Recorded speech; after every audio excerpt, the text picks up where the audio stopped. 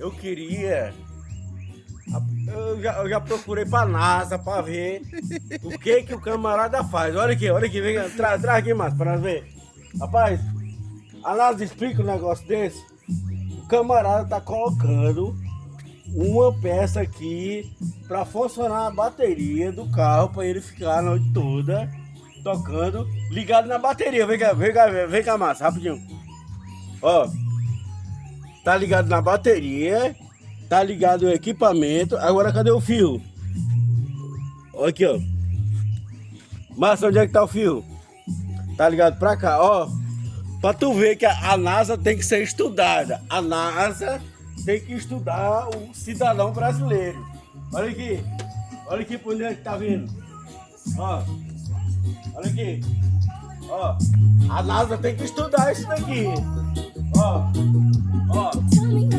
onde é que tá vindo? Tá ligado aonde? Vem cá, Márcio, entra aqui.